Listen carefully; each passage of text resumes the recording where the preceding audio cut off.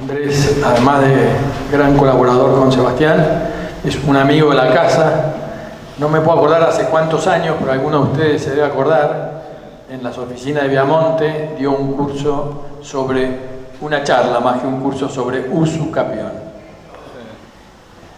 Sí, es así. Bueno, gracias Eva por la invitación. Muchas gracias a CAIR y especialmente también a la sociedad rural.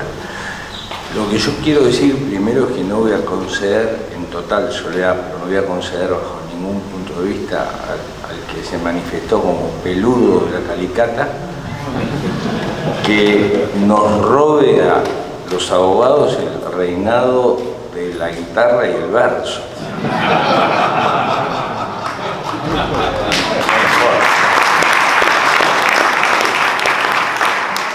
José, puedes hacer mérito, pero no lo vas a conseguir. No lo vas a conseguir. Y si bien no está vinculado al tema que iba a tratar, Joaquín citó un tema que ustedes trataron bien recién, la situación de Formosa y Chaco respecto a esta obligación del 2020 y la imposibilidad de entrarle. Yo creo que especialmente respecto a ese punto, ¿se escucha bien? ¿Sí? Que respecto a ese punto, las provincias, o al menos los productores o las sociedades rurales y las corporaciones protectivas de Formosa y de Chaco ya debieran estar trabajando en una acción de clase, porque claramente, lo dijeron ustedes mismos, es inconstitucional trabajar sobre hechos sucedidos 4 años atrás, desde el 20, pero además por una cuestión muy elemental, por una cuestión de prueba y de imposibilidad de obrar. Vos no podés corregir tu obrar hacia atrás cuando no hay una norma imperativa. Con una perspectiva casi cierta de éxito, sí pueden firmar el acuerdo y demás, luego tiene que decir la Corte que eso es constitucional, porque incluso determinando la firma del acuerdo, cómo practicarlo en términos de campo sería realmente complejo. Yo creo que la disminución del valor de los campos, que hoy está sucediendo, creo que lo comentaste, vos lo comentaste, ¿no? Claro, en Chaco y Formosa, creo que una acción de clase finalmente es una acción de una corporación destinada a proteger una situación puntual que afecta a una comunidad económica determinada. Bueno, yo comparto totalmente lo que me dejaste pensando, porque como vos dijiste, José, ir a visitar un campo con un ingeniero agrónomo es un problema, porque no se puede sacar el ADN de ver lo que está viendo. Por ahí lo que puede hacer es callarlo, pero no puede sacarse el ADN de lo que está viendo. Y contemporáneamente a cuando se ve el manto verde, es lo que vende o demás, a mí me pasa justo lo contrario, es decir, lo que yo veo cuando veo el campo y especialmente cuando veo un campo próximo a alguna comunidad, a alguna ciudad, próximo, digamos 50 kilómetros y demás, y veo un campo yermo, no veo ese manto, yo lo que veo es el campo yermo, ¿no? Lo que entristece, ¿no?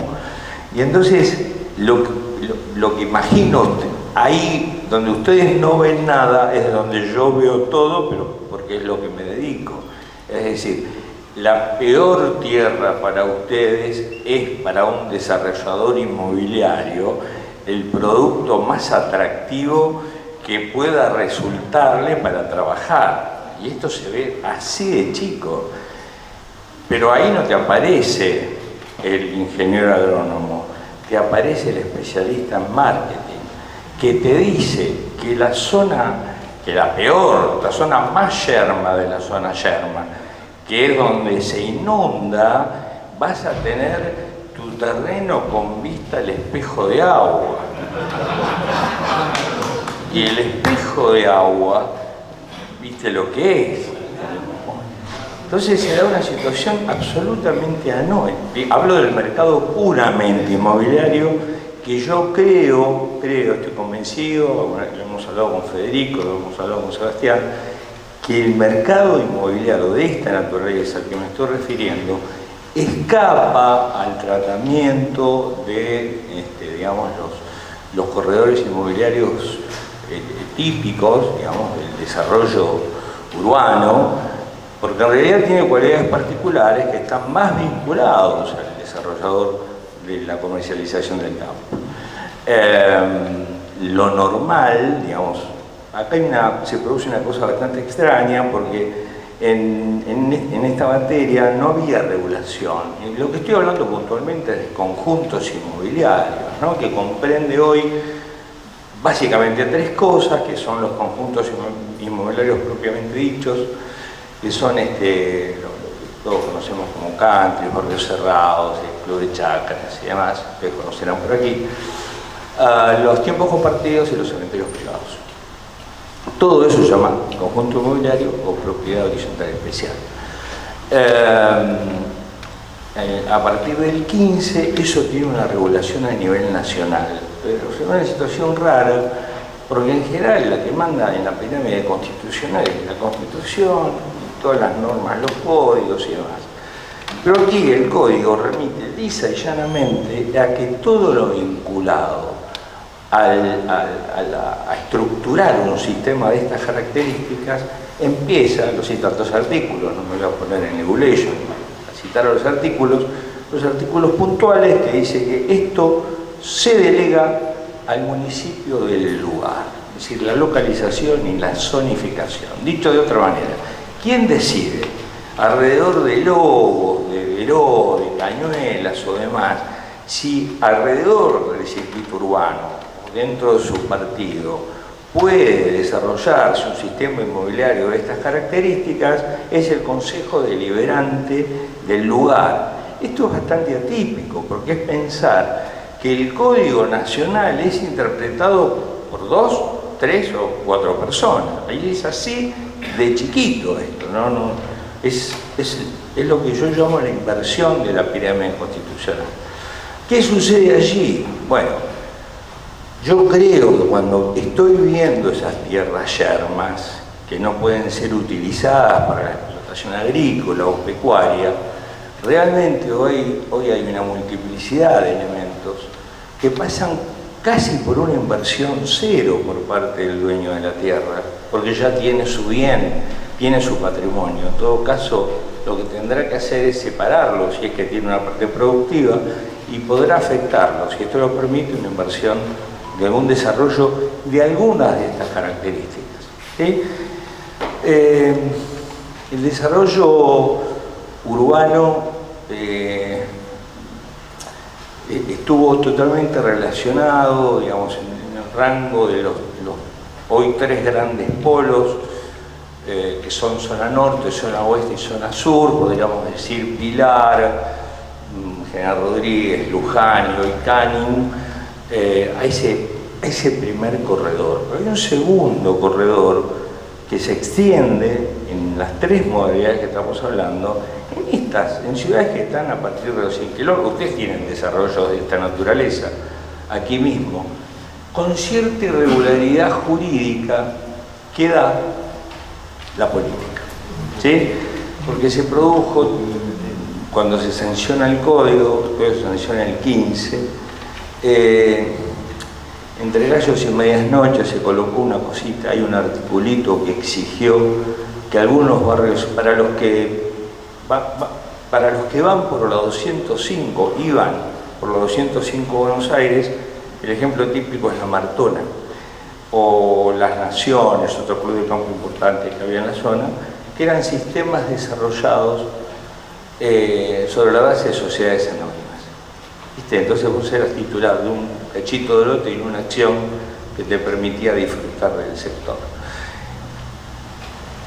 Un escribano le sumó a la ley, porque el proyecto no lo contenía, un escribano, la última parte de la ley que dice que todos esos sistemas hay que adecuarlos. Y entonces era una situación parecida a Formosa y Chaco. Los que están en esos sistemas están pendientes de un hilo, con una obligación de adecuar, con escrituras y con una escrituras que les permite hoy vender, hipotecar, constituir todo tipo de derechos y demás, pero un tentempié porque les dice el articulado que ese sistema ya no va y tienen que adecuarse a este. Adecuarse es agarrar el campo y dar, es para ustedes dar en la calicata, poner la piedra arriba y el pasto abajo. Un delirio místico imposible de que se dé en la práctica, imposible que se dé. Esa situación es muy poco advertida en el mercado inmobiliario de los conjuntos inmobiliarios, pues si uno yo tengo que comprar algo hoy en un sistema de propiedad horizontal, o en eso, ni loco compro ahí porque estoy pendiendo de un hilo. Hay un proyecto del 18, por fortuna, presentado en el que se propone derogar esa última parte de adecuación, que es absurdo y no sirve para nada. Lo digo, el ingeniero agrónomo que citaste, José, respecto a la comercialización del campo, es el especialista en marketing que en el desarrollo inmobiliario te dice que los lotes que están, esto lo maneja, como dije, primero el municipio y después centralmente hidráulica, el DEPOC, que es un departamento de uso territorial del suelo de la ley 8912, que es quien interviene para resolver la cuestión hidráulica. El viejo problema que ustedes conocen mejor que nadie de los desvíos del agua hacia otros campos que el ADA, la Autoridad del Agua, tiene que resolver. ¿Por qué interviene la provincia? Justamente para asegurarse que la instalación de un sistema urbanístico de esa naturaleza no va a alterar en términos hidráulicos a los campos linderos. ¿De qué resulta esto? Que el sector yermo del campo de cualquiera de ustedes o de clientes de ustedes que pueda ser desafectado en términos catastrales y yermo muerto que no van a poder usar y afectarlo a algún tipo de emprendimiento de esta naturaleza, sencillamente va a requerir una división catastral, ¿sí? Obviamente un estudio de suelo, que no un estudio ambiental ni de suelo. Entonces lo que va a suceder es que el lugar más yermo del campo no vas a tener que hacer nada. Naturalmente va a ser el espejo de agua donde vas a derivar toda el agua, vas a tener que hacer otras lagunitas que te la van a pedir y se va a producir por intervención del marketing el raro extremo que los lotes más altos, que son los del perímetro, son los más baratos, los que para ustedes serían los mejores en términos no productivos, sino de altura, ¿no? Los más yermos, los más cercanos al espejo de agua que no se van a inundar, son los más caros. Esto es producto del marketing, es una creación, digamos, porque no sirve para nada, pero para eso sirve perfecto. Entonces cuando Sebastián me hace ese planteo, le digo, mira, yo hace rato que vengo viendo esto, porque cuando todo está armado, digamos, es fácil, todos repetimos la historia y demás. Ahora, veo permanentemente, cuando transito la ruta y demás, sectores cercanos a las ciudades, la ley de suelo divide al suelo en el suelo urbano, extraurbano y rural. Lo que pide la normativa de conjuntos inmobiliarios es que vos lo podés instalar en cualquier sitio de tu partido, ¿sí? Y el Consejo Deliberante lo que va a hacer es cambiar el uso del suelo. Estas 2, 3 o 4 personas del Consejo decidirán la posibilidad de cambio de uso del suelo. ¿De qué depende el cambio de uso del suelo? Que vos puedas llevar al sitio los elementos necesarios para que proveas luz, proveas gas, los elementos sanitarios, la estructura de contención, la estructura perimetral, el camino, que no necesariamente tiene que estar asfaltado, si tenés que tener cordón cuneta. A partir de allí podés hacer cualquier desarrollo. Ese tipo de desarrollos, en los que no voy a penetrar, porque el tiempo de la charla y a lo que propendemos es sencillamente ubicarnos en la posibilidad de darle una utilización que no pensábamos a un campo que lo mirábamos y lo descartábamos, o a un sector de ese campo. Lo que busca específicamente es cambiar el uso del suelo, mutar de urbano o extraurbano, digamos, me corrijo, mutar de rural o extraurbano a urbano, cuando llevaste los servicios sanitarios, Tenés tres alternativas, hoy se están imponiendo algunas bastante atractivas, que no confluyen solamente en lo que conocemos como barrio cerrado o country o demás, sino se apunta más al barrio mixto, por así decirlo, ¿no? Donde te limitás a cerrarlo perimetralmente, dividís por geodesia, por la vieja división de catastro, digamos, y te limitas a hacer la reserva específica ambiental, digamos, puedes hacer una plaza, un parque o demás, y te limitas en términos de amenities, es decir, no le brindas más servicio que los accesos y las manzanas, que no tenés allí expensa, porque lo único que estás gastando ahí es en seguridad, si le querés poner seguridad al sector. Seguramente, tal vez un barrio que está al lado del Lobo, tampoco necesita seguridad, sin necesariamente ser un barrio abierto o un loteo abierto, como conocíamos de tradición, ¿me explico? Y podríamos hacerlo abierto o podríamos hacerlo cerrado, o aún podríamos hacerlo mixto, que nos permite perimetrarlo. Lo que tienen ahí, ¿sí?, es una cuestión que casualmente se lo he charlado con la gente de Monte Grande, porque Canin hay mitades del municipio de Monte Grande, mitades del municipio de Seiza. La gente de Seiza es bastante más hábil, tiene bastante más desarrollo de Monte Grande.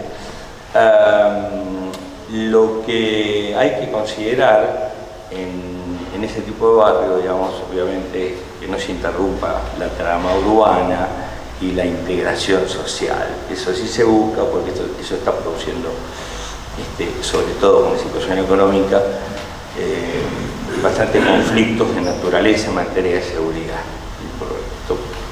Esto es el tejido social en general. Lo que sucede es que quienes participan en la construcción del proyecto, terminado el proyecto, participan en el mantenimiento del sistema, ¿sí?, y en el sostén de la limpieza, como todos saben. La gente derivó de la ciudad a unos 80 o 90 kilómetros. Realmente esto pasó con Zona Norte. Esa derivación que pasó a Zona Norte fue tan rápida, tan repentina, que impidió un buen ordenamiento catastral y jurídico. Hoy vas a comprar en Zona Norte y el sistema funciona porque hay fe. Y si tenemos fe, funciona. Ahora, si penetras un poco en el sistema, los títulos se asombrarían lo imperfectos que pueden ser, ¿sí? Pero no son imperfectos porque han querido estafar, son imperfectos porque han venido capotando, es decir, aterrizaron como pudieron. Mejora en zona oeste y en zona sur perfecciona. Esta parte nuestra, digamos, que nos queda cerca, uno compra con mucha seguridad jurídica y además hubo mucha evolución en ese punto. Una cosa muy interesante que se los traigo porque me pasó ayer, que era una disputa que teníamos con el municipio respecto de una regularización de tierra muy interesante, con unas hectáreas grandes que había comprado un cliente y que lo quería regularizar. Tenía la rara situación de que él había comprado derechos posesorios, no títulos perfectos, vinculados al tema que tratamos, Federico, en su oportunidad. Y entonces él estaba amarrado en esto de tener los derechos posesorios sobre el bien, nadie que reclamase nada, ¿sí? Y un trámite que quien le cede los derechos posesorios, una señora, había iniciado en tierra del municipio, ¿sí? Como se ubica con la ley Pierri, recuerda, bueno, hubo una ley que se sancionó, que como Pierri era presidente de la Cámara de Diputados, que propiciaba, que rompía un poco el código. Vos en Argentina podés ser propietario porque compraste por una escritura, o podés ser propietario porque poseíste durante 20 años y terminaste haciendo el subcampeón. Lo que decía la ley Pierre es que si vos acreditabas, dice, está vigente, si acreditas una posesión de 3 años previo a la sanción de la ley Pierre, te daba el gobierno, el municipio, te daba una escritura, un título. Ese título no era un título perfecto, sino que es el suficiente, sino era un justo título. ¿Qué quiere decir el justo título? Que vos tenías que esperar 10 años hacia aparecía el dueño. Entonces vos te encontrabas con que si invocabas 3 años, que podían ser mentirosos los 3 años, ¿viste? Bueno, lo que no podían ser mentirosos, porque lo marcaba el título, eran los 10 desde el título que te daba el municipio, ¿no? Pero vos, ¿qué sucedía? Que yo siempre me preguntaba, y lo decía en la cátedra, ¿por qué nadie invocaba la inconstitucionalidad de eso? Porque sucedía que no importaba los años anteriores, aunque tenían que ser 3 y le sumabas 10, vos con 13 años ya tenías blanqueado el título, y la pregunta era, ¿y los 20 años del usucapión para qué servían? Si te aparecía el dueño en el año 18, no en el 13, en el 18, pero antes del 20, y te reivindicaba, yo decía, la cosa te la recupera, porque vos tenés que estar 20 años, no tenés que estar 13 años, invocás la constitucionalidad de la ley y vas a recuperarlo.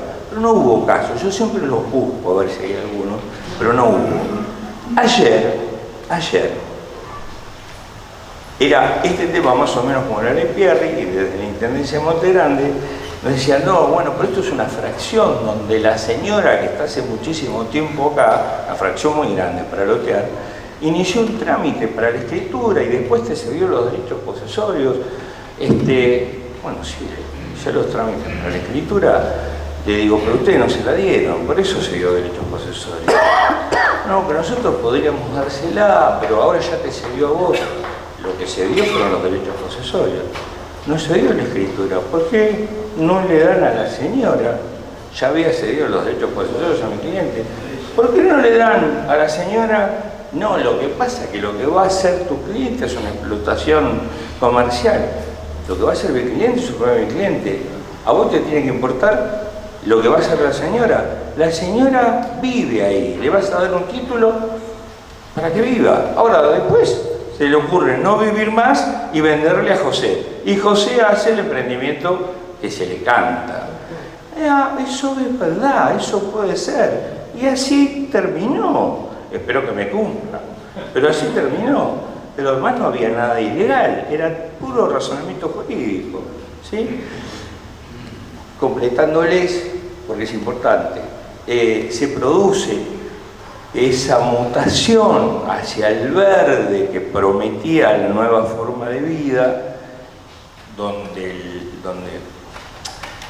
donde participamos de aquello que podía comprarse, el lote en cuotas, con el dólar 1 a 1, construirse con un lote 1 a 1. Me hace acordar la crisis hipotecaria en España. Para cualquiera que lo conoció, sabía que ibas a pedir un crédito para hacer tu casa, te vendían el crédito, la televisión, un auto, la revista, el papel higiénico, y todo por crédito. Así explotó en España, así explotó en Estados Unidos la crisis hipotecaria. En Argentina no va a pasar, porque no hay circuito más virtuoso en argentino que el inmobiliario. Es decir, ahorramos no hay crédito. Ese es el secreto de Argentina. No es que sea virtuoso porque seamos virtuosos, es virtuoso porque se impone por su... Obviamente, se cae de maduro. No hay crédito, compra que tiene plata. Que tiene plata no compra.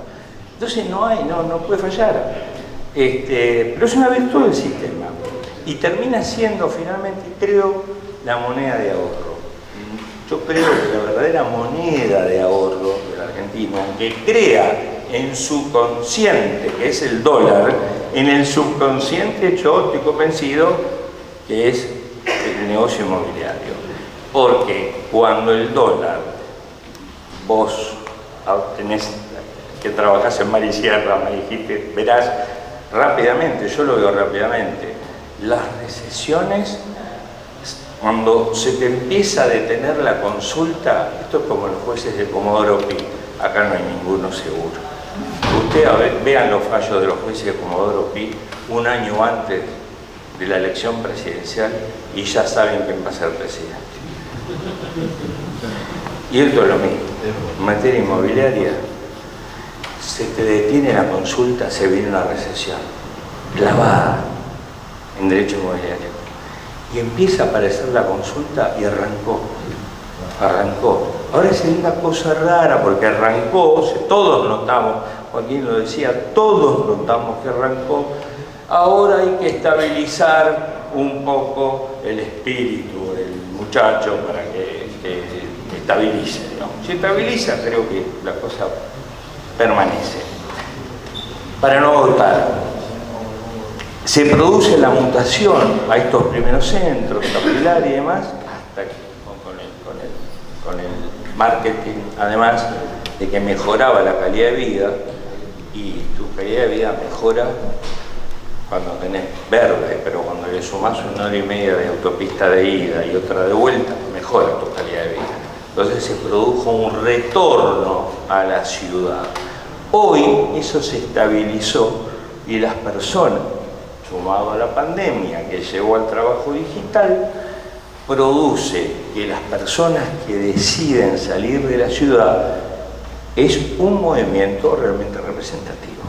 Hoy se advierte, se nota, ¿sí? Digamos, por ahí ustedes lo advierten menos por los lugares donde viven, pero la persona que vive en Buenos Aires se agobia y ya le agobia, ya no le alcanza a irse en el fin de semana, no sé, a venir a Lobos el fin de semana. Necesita quedarse en Lobos y trabajar digital. El trabajo digital se instaló, lo charlábamos recién en el almuerzo. Todo eso me hace pensar a mí que la posibilidad, como llamé al tema cuando lo traté con Sebastián, de urbanizar esas tierras rurales yermas, son un procedimiento relativamente sencillo que se completa, que cada uno lo verá en función del lugar donde tiene el campo y está situado, y los operadores inmobiliarios recomendarán cuando vean que este negocio se puede dar. Los operadores inmobiliarios son los armadores de este tipo de cosas, es decir, el que compra, acá es diferente, ¿no? En Buenos Aires, en las grandes ciudades, el que compra no le compra al dueño, lo desconoce, no sabe a quién le compra al operador inmobiliario. Por eso ahí se produce, como digo siempre, un serio riesgo para el operador inmobiliario, porque está interviniendo como un intermediario en la contratación, pero en la práctica está actuando de vendedor, está casi ejerce una representación del vendedor que no tiene, que se descansa en la confianza, no que no tiene formalmente por la autorización, digo, ¿no? Pero yo estoy negociando cuando compro con alguien que para mí representa al vendedor, pero en términos reales me sale un vendedor loco y se me cae el negocio. Creo que es algo que va a venir, que se van a urbanizar estos sectores, es algo que hay que empezar a pensarlo,